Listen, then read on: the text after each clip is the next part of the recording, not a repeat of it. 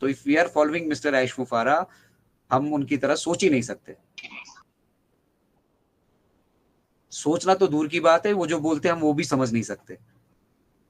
और जब हम सोच समझ नहीं सकते तो फिर करना तो मुझे लगता है जस्ट इम्पॉसिबल।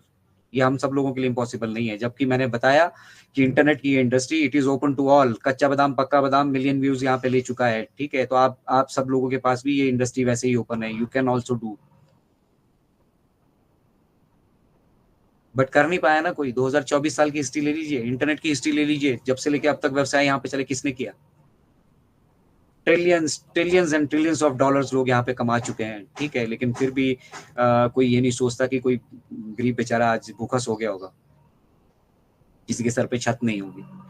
वो टीस, वो दर्द मिस्टर ऐश मुफारा अपने पास सब कुछ होने के बावजूद भी उसको महसूस कर रहे हैं। तो जिनकी जिंदगियों में हो रहा है, उन लोगों को टेक्नोलॉजी की समझ नहीं है, वो पढ़े लिखे नहीं है, वो पार्टिसिपेट नहीं कर पा रहे हैं। तो अगर हम उनके अंदर संशय पैदा करेंगे या उनकी भावनाओं से खेलेंगे तो क्या होगा?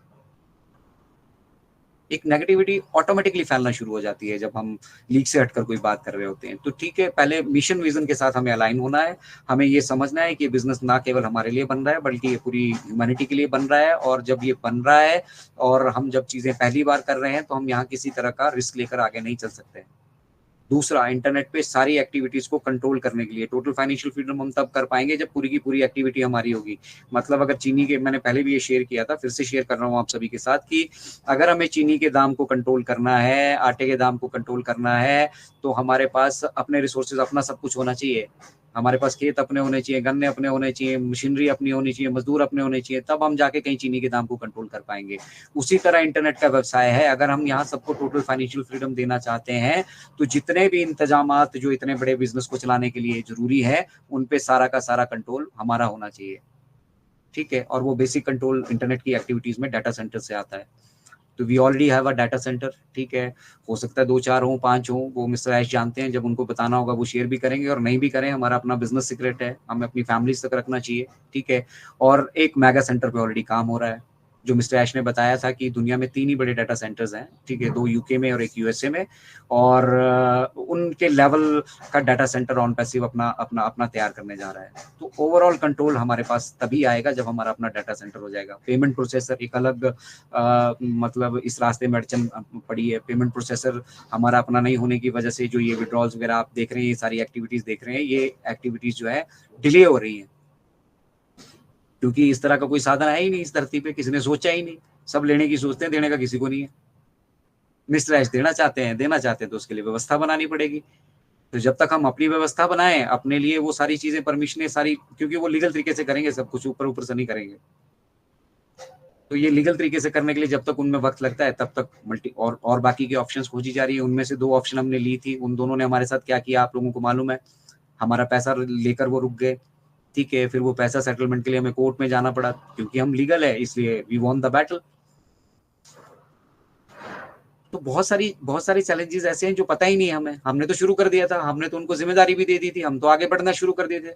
फिर हमने प्रिडिक्शन देखी। प्रिडिक्शन का मतलब ये होता है कि जब भी जो भी हमने यहाँ पे इवेंट्स ऑर्गेनाइज किए और उन इवेंट्स में हमने पार्टिसिपेट किया, अभी जाइटिस ग्लोबल में हमने पार्टिसिपेट किया, या फिर यूए इंडिया बिजनेस समिट में हमने पार्टिसिपेट किया, या फिर हम सुपर कार मजलिस के साथ एसोसिएटेड हैं, या फिर हम दुबई पुलिस समिट अभी हम रिसेंटली कर चुके हैं, या फिर इजिप्ट में अभी जो चल रहा है।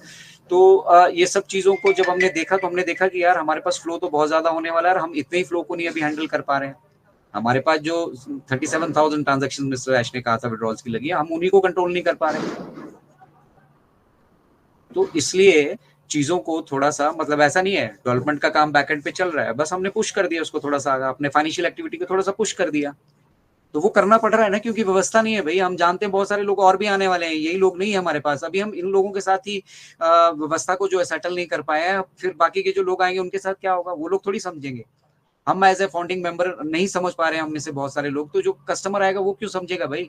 यहाँ तो आप 5 मिनट का डिले कीजिए, आप लोग अपना डिसीजन चेंज कर लेते हैं, सेकंडों में डिसीजन यहाँ पे चेंज कर लेते हैं। तो फिर हम उनके साथ तो एक्सपेरिमेंट नहीं कर सकते ना भाई। जो कुछ भी हमने करना है, बीटा टेस्टिंग करनी है, या जो कुछ भी वॉलेट की अभी टेस्टिंग की गई है, ठीक है, बहुत सारे लोगों को विड्रॉल्स आए भी हैं, ऐसा नहीं है कि विड्रॉल्स नहीं आए हैं, तो वो एक टेस्टिंग का पार्ट था। बट अब उसको स्केलिंग करना है, बढ़ाना है आगे। ऑप्शंस ही अवेलेबल नहीं है, जो है उनमें भी जो है उस तरह की ताकत नहीं दिख रही है, ठीक है। तो फिर मल्टीपल ऑप्शंस पे मिस्टर ऐश ने वर्कआउट करना शुरू किया, ठीक है। जैसे इंडिया के लिए यूपीआई पेमेंट्स पे बात चल रही है, हमारे डेबिट कार्ड्स की बात चल रही है, नेट बैंकिंग के थ्रू हमें पे करने की बात चल रही है। उसी तरह से सिर्फ इंडिया नहीं है, 220 देश जुड़े हैं हमारे पास। हमें सबके लिए सोचना पड़ेगा ना, क्योंकि हम ह्यूमैनिटी के लिए डेवलप कर रहे हैं इस बिजनेस को, किसी इंडिविजुअल के लिए तो बिल्ड नहीं कर रहे हैं। भैया ऐश को रिच नहीं बनना है ना, ऐश पूरी दुनिया को रिच बनाना चाहते हैं ना। तो पूरी दुनिया को अगर रिच बनाना है तो हमें पूरी दुनिया के लिए उन व्यवस्थाओं को देखना भी पड़ेगा, करना भी पड़ेगा। हमें सिर्फ अपने विड्रॉल्स की पड़ी है, उनके मुंह में जो जीरा है मैं कह रहा हूं अभी फाउंडिंग मेंबर्स के लिए। फाउंडिंग मेंबर्स के लिए क्या, किसी के लिए भी। हम कमीशन बेस्ड कंपनी तो है ही नहीं। तो वो जो ट्रांसफॉर्मेशन हमारे बिजनेस में आने वाली है उसे हमें समझना होगा और अपने बिजनेस, अपने विजन को अपग्रेड करना होगा। बस आप इतना समझना शुरू कर दीजिए कि ये जो बिजनेस है 7.8 बिलियन पॉपुलेशन के लिए बन रहा है, ठीक है। और जिस हम क्योंकि अर्ली बर्ड से, तो जिस दिन भी शुरू होगा उस दिन से आपकी दुकान चालू है, और उस दिन से आपकी रेगुलर इनकम चालू है। उस दिन से आपको जो आपकी फाइनेंशियल वरीज है, रोटी कपड़ा मकान की, वो खत्म होने वाली हैं। जो आपकी जिम्मेदारियां हैं, जो आपकी लाइबिलिटीज हैं, वो खत्म होने वाली हैं धीरे धीरे। लेकिन सब कुछ ग्रेजुअली होगा, एक दिन में नहीं होगा। तो जुड़े रहो इस मिशन से, समझो इसको और अपने विजन को अलाइन करो, तभी जो है हम एक सक्सेसफुल फाउंडिंग मेंबर भी कहला पाएंगे, तभी हम कुछ कंट्रीब्यूट कर पाएंगे, और तभी वो मान सम्मान और प्रतिष्ठा जो यहाँ से मिलने वाली है हम उसके हकदार भी होंगे। तो चलिए, फिलहाल मैंने कहा था कि वक्त कम लूंगा, लेकिन टॉपिक कुछ इस तरह का था कि उसे एलैबोरेट करना जरूरी था, लोगों को बताना जरूरी था कि करंटली हम कहाँ पे हैं और क्या क्या चीजें अचीव कर चुके हैं और क्या क्या ट्रांसफॉर्मेशन आने वाले टाइम में आपके लाइफ में होने वाला है।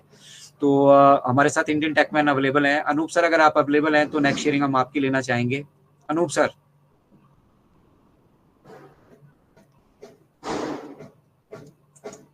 Anoop sir, kindly if you are in the house please,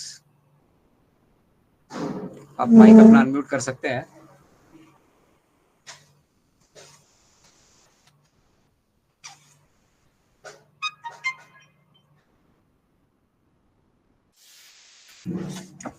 thank you very much for the clapping. मैं थोड़ा सा एक सिप ले रहा था पानी का। तो बिजनेस की जहां तक बात है, आप देख पा रहे हैं कि कितना बड़ा ट्रांसफॉर्मेशन हम ऑलरेडी लेके आ चुके हैं। जो हमने किया है ना, वो बहुत सारी कंपनियों के लिए आप सुन पा रहे हैं अजय जी मुझे? बिल्कुल बिल्कुल Anup sir, welcome on board. Okay, So here we go, thank you. ladies and gentlemen, Indian Techman in the house। अपनी कुर्सी की पेटियों को बांधे रखिए और जितने ज्यादा लोगों से साथ शेयर कर सकते हैं शेयर कीजिए and get benefited. Over to you Anup sir, welcome on board. Thank you so much and hello everyone on passive. नमस्कार दोस्तों, ये 11 बजे का जो सेशन होता है, जो डेली हम इसे ऑर्गेनाइज करते हैं, और इनक्रेडिबल इंडिया का जो मोटिव है, मेन मकसद ये है कि हम आपको जो रियलिटी है उसके साथ रूबरू कराए। रोज एक्टिविटी ओम पैसिव की क्या है आप सभी लोग देख रहे हैं, लेकिन उस एक्टिविटी का क्या इम्पैक्ट आप पे